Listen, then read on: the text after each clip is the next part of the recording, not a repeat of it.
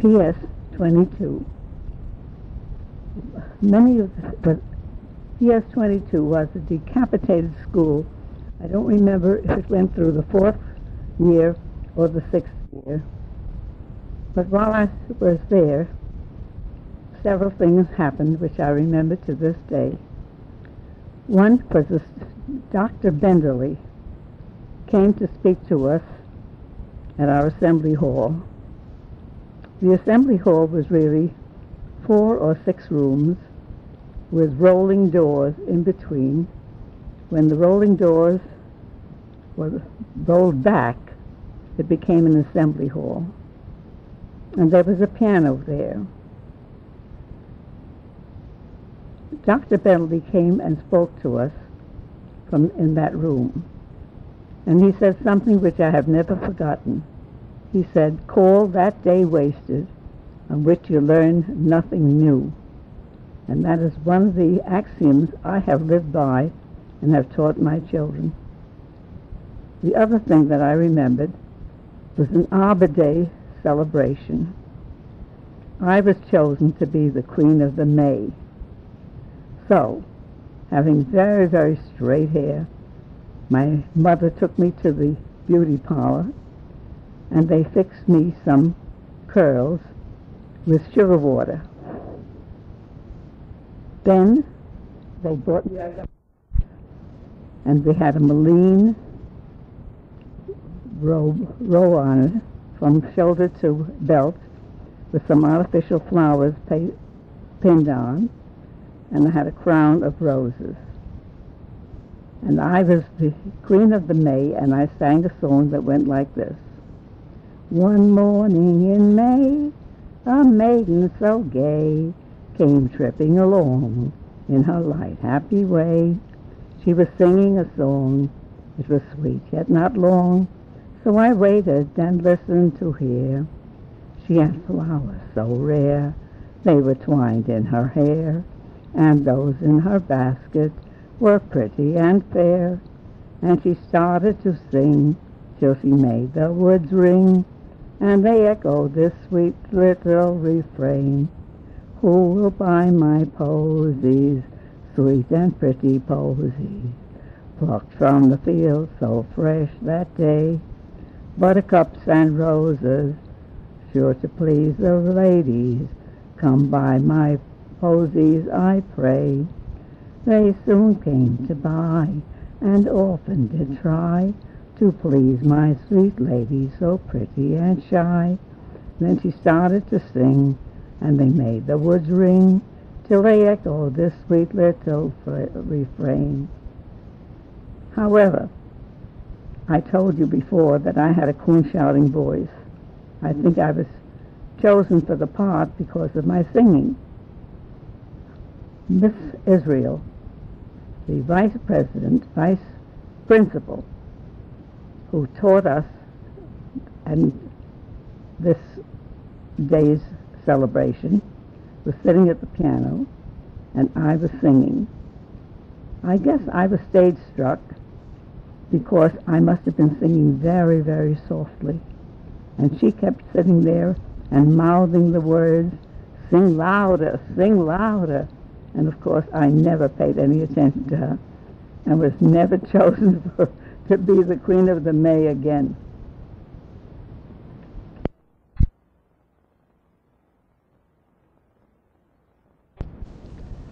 I remember a Miss Doyle who taught the 4th year, and I was so enamored of her speaking voice that I imitated it. And for all the years, I've been trying to speak Irish English, maybe not always succeeding, but that was my remembrance. The whole school was graduated, and we were all sent to PS number 4 on Livingston Street. In that school, Palmer method was the most important thing in the world. Every child had to learn Palmer method, a way to write and not to have our writing look like chicken scrawl. Everybody in that school graduated with the Palmer method diploma except yours truly. when I was in my 8th grade, I guess, 8A or something, the Smith-Hawley bill was enacted in Congress. And even at that time, I must have been interested in politics because I wrote a composition called How Will the Smith-Hawley Bill Influence the Jeweler's Trade? It was considered so good that they wanted to hang it up for the parents to see when they came for graduation. And so, since my handwriting was terrible, the teacher kept me in school, after school, and I had to sit there and rewrite that composition 100 times. I remember sitting on my knees, with my knees under me, and my pencil in my mouth, and my shoulders hunched over, and I was writing and rewriting that composition, so that now, maybe 80 years later, I still remember the title, How the High Tariffs Will Affect the Jeweler's Trade.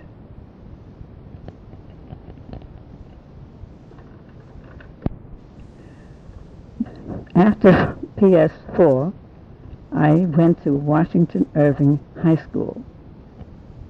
This was located 15th to 16th Street and Irving Place.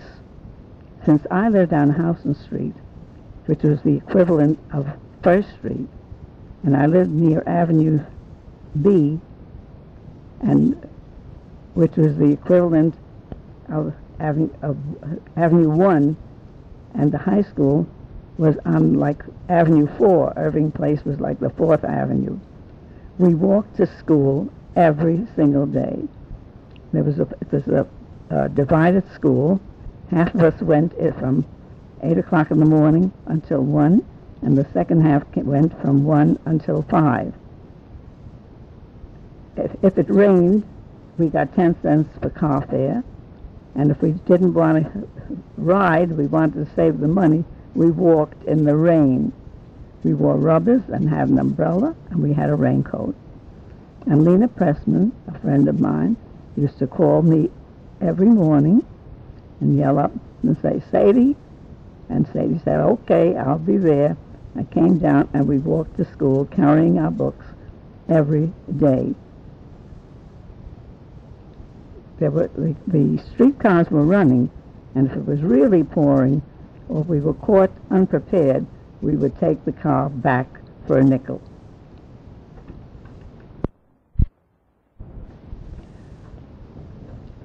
There was an honor roll posted in the lobby of the high school, and when Perry went back maybe 60 years later for some reason of business, they showed him my name still on the honor roll.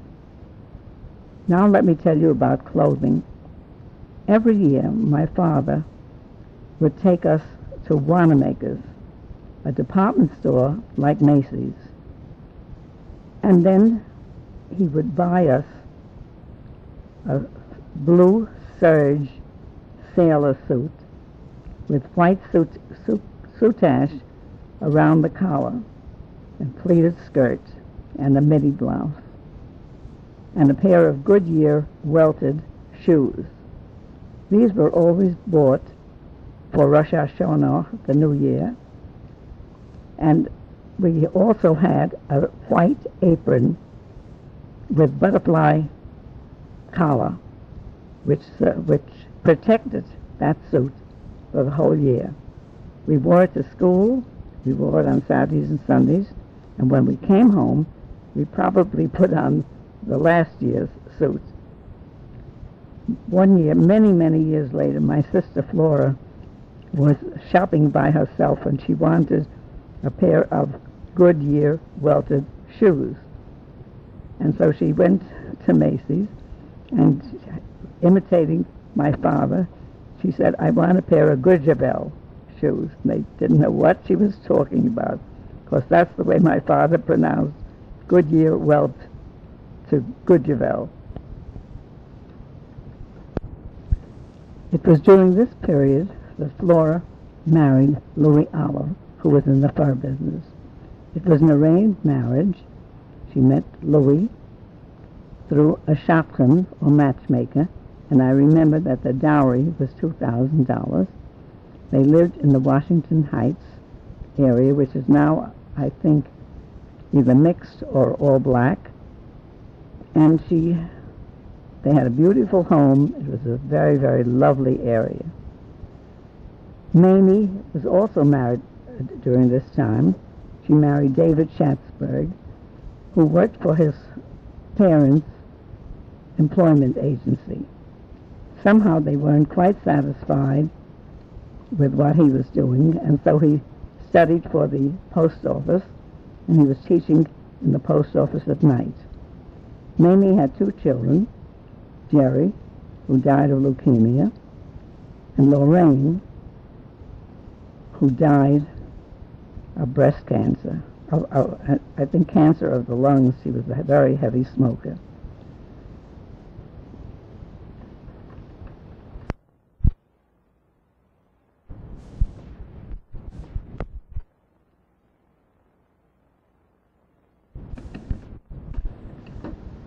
From 1914 to 1918, I was in high school. When I graduated I was a real eager beaver in high school. I only needed 4 years of one language, but I took 4 years of German, 2 years of French. I also filled every study hour with some study. I graduated in 1918. And then that's when I made one mistake. Instead of going to college, as my friends did, I decided to go to New York training school for teachers. My other friend became a librarian. In those days, there was very little choice. You could either go to college, you could become a librarian, you could become a teacher, you could become a nurse, and that was, or work as a sales lady in Wanamaker's basement. Since it was my great desire to become a school teacher, I elected to go to the New York Training School for Teachers. This was in Harlem, on about 112th Street, and I would have to take the subway up there every day, walk to Bleecker Street, and take the subway up there every day. That was a 2-year course. We learned philosophy, psychology, teaching methods. And during that time, I had to wear my hair up in school, and when I came home, I had to take it down because I had to be the youngest, and my sisters were still not married.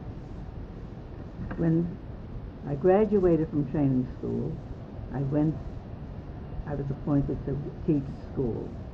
And I went to pupil teach first in Mulberry Street in an Italian neighborhood. I remember one incident there. Come Christmas, I would always get some boudoir caps. And also I got a postcard with a very fancy lady on it, and a big hat, and big hips, and a very small waist. And the saying on the postcard was, how could she do it on $5 a week?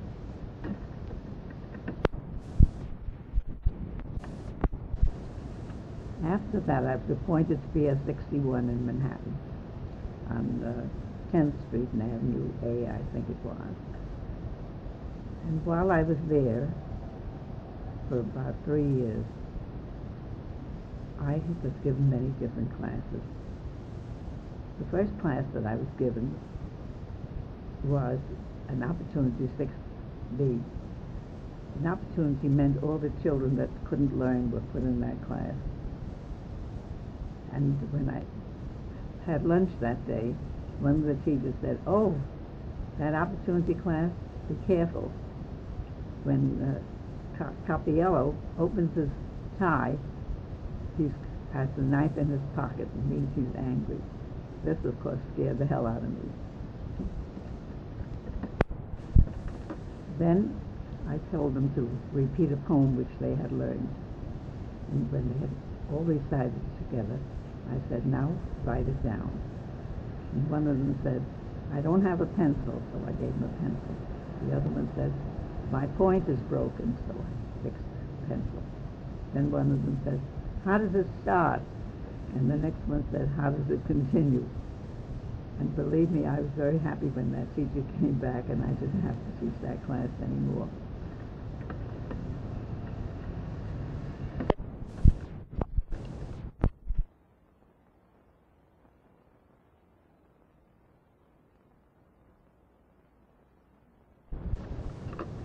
There may have been some kind of an epidemic that year because many of the teachers were absent.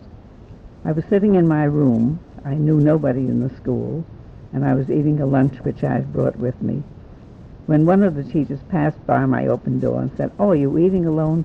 Come to the lunchroom with me. I was very happy. I went to the lunchroom. Many of the teachers were out ill, and so I had my lunch with them. The first week, they permitted me to pay the bill for the milk. The second week, they permitted me to pay for the coffee. The third week, they permitted me to pay for the sugar. By that time, some of the teachers had come back. Each time a teacher came in, she'd look at me and say, you're sitting in my seat, and I would move. The next teacher who came back said, you're sitting in my seat, so I would move, and so on. Finally, one of the teachers said to me, I think you would be much happier in the second floor teacher's lunchroom than you are up here. And so she took me down to the second floor teacher's lunchroom. It turned out that that was the Jewish lunchroom, and the one I had been eating in was the Irish lunchroom. So you see, even then, we had overt anti-Semitism.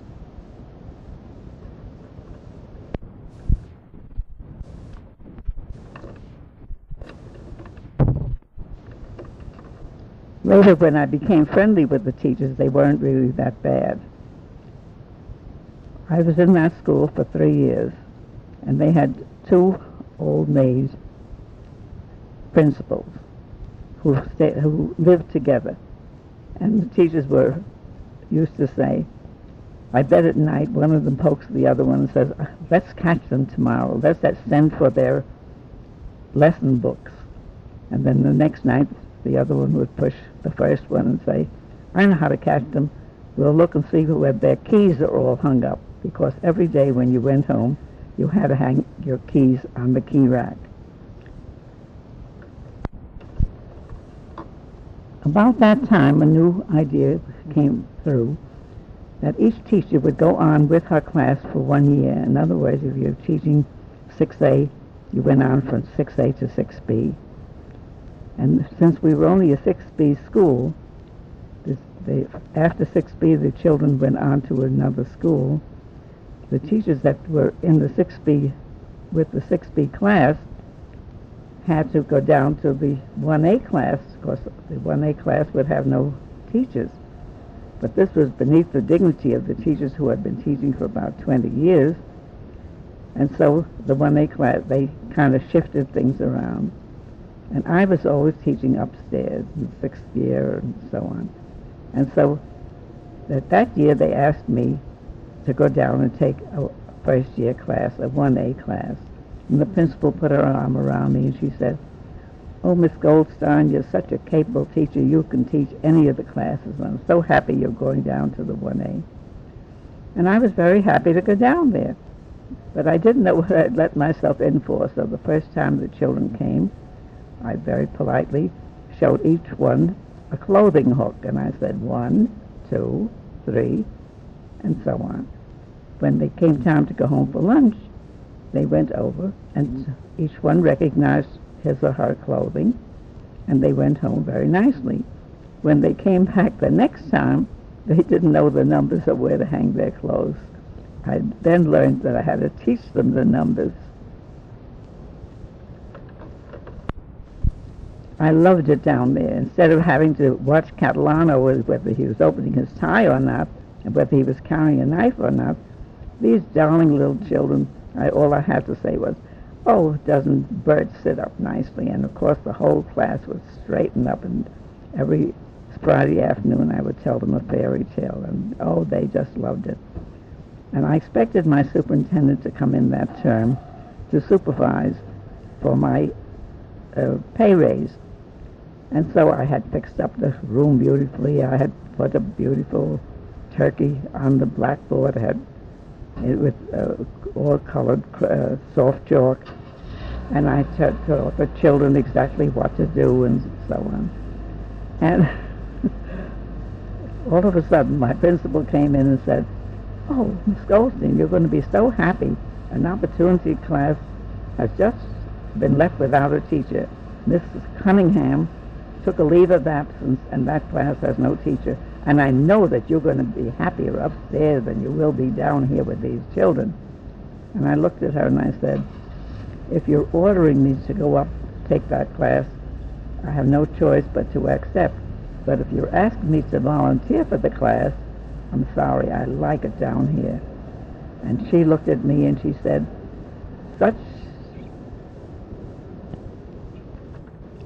Such an attitude will never help the cause along," and she stalked out. After that, every day she would come in and she would put her fingers on my blackboard and say, "There's dust here." She'd pick up a child's pencil and she'd say, "The point isn't sharp enough," and she would stalk out. But when the superintendent came, she said, "Miss Goldstein is one of our best teachers." And that ended that feud.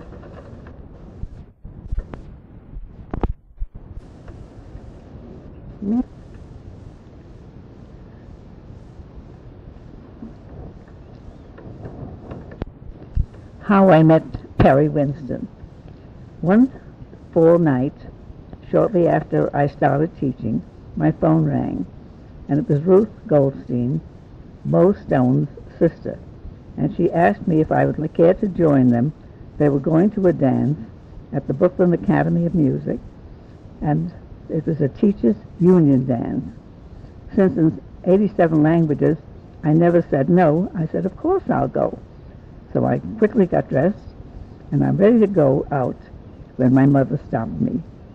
I was wearing a beautiful black silk cape with a very long black fringe, which I loved. But it was a cold night, and my mother said, "You've got to wear something warm underneath." And I didn't want to. But she persevered, and I put on a heavy gray woolen sweater underneath the lovely cape, and I set out for the dance. I had a lovely time at the dance, and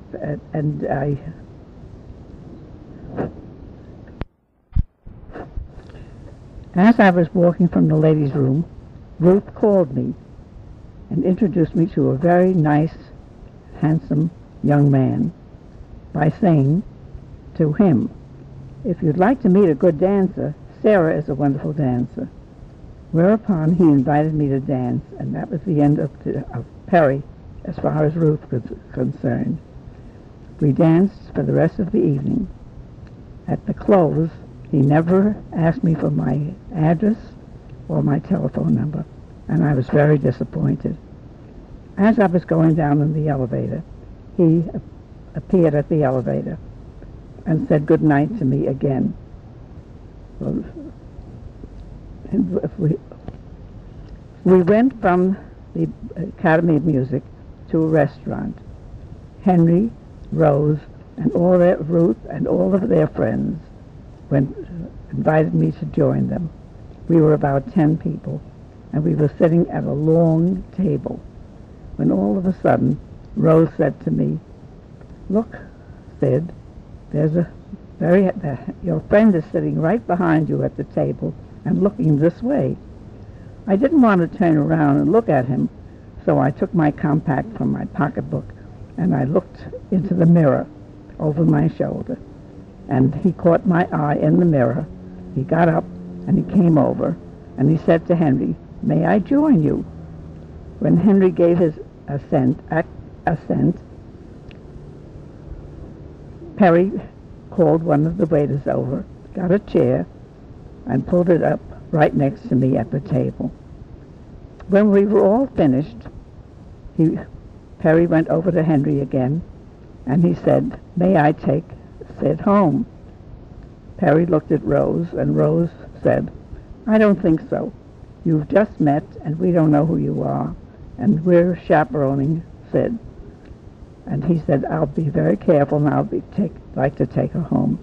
And I spoke up, and I said, "Oh, I think it'll be all right. I know how to take care of myself." And we all left. When we got home, he said good night, never asked me for another date, and I was very disappointed.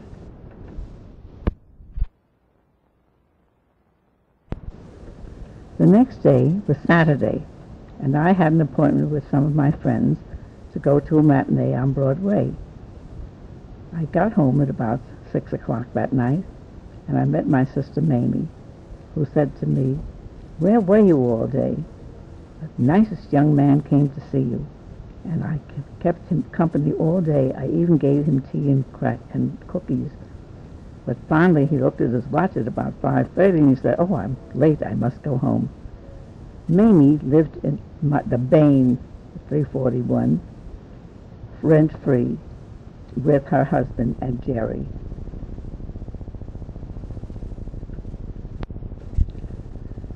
Perry didn't call again for about a month. When I finally gave him up, he called again, and he invited me to go to the opera to see either Carmen or Aida. And he was very sweet because he sent me a libretto. We went to the opera. It was still the old opera house on 38th Street, and we enjoyed the opera very much. But as usual, he didn't call me again for a month or more. Each time when I had about given him up, he would call again. When Christmas came around, I went away with my friends and was having a very good time, and I wrote him a postcard saying, "Happy New Year." And he called me back on the phone, and he said he would like to come up and join me. Well, I wasn't going to have him there. I had gone up there to make new friends, maybe new boyfriends, and I wasn't going to let him come up there and monopolize my time. He could take me out at home. And so I said, "The place is really crowded. They have no room." When I saw him again sometime later, he told me he knew that the place wasn't crowded because he had a friend who was staying there, and the friend told him that there was plenty of room. This intermittent courtship, if you could call it a courtship, went on for almost 2 years. But at the end of the year, my friends were about to leave for California, and I was going with them, when he came to the house and he said he wanted to marry me, or at least he wanted to be engaged. By this time my parents had learned to like him, and when they saw that he was serious, they really liked him. But he couldn't see me going off to California with my friends and leaving him. And so he said he was going to give me a ring. When my friends, Esther Walensky and Ruth Longleben, left for California, I was heartbroken. I didn't know whether to stay home with him or go to California with them. And for the rest of our lives together, Perry owed me travel because he had taken that trip away from me. We met at 1922, around November or December, and we were married in March of 1924.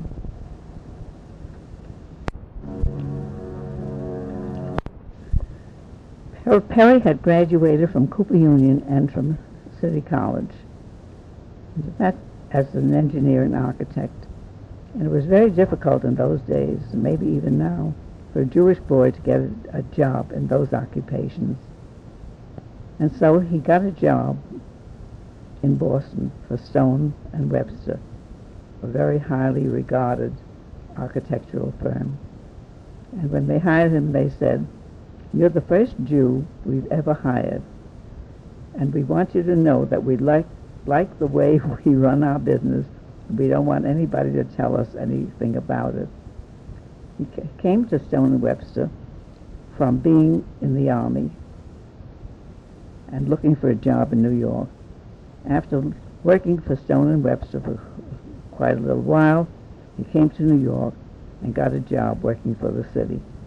When I met him, he was working for the Board of Estimates and had a very nice job there. But the salary was really not adequate. And so he told me much later that one of the reasons he had pulled up the courtship that length of time was because he didn't have the salary to get married. And by the time he got a raise, he thought it was time to propose. However, he wanted a very large wedding. He was interested in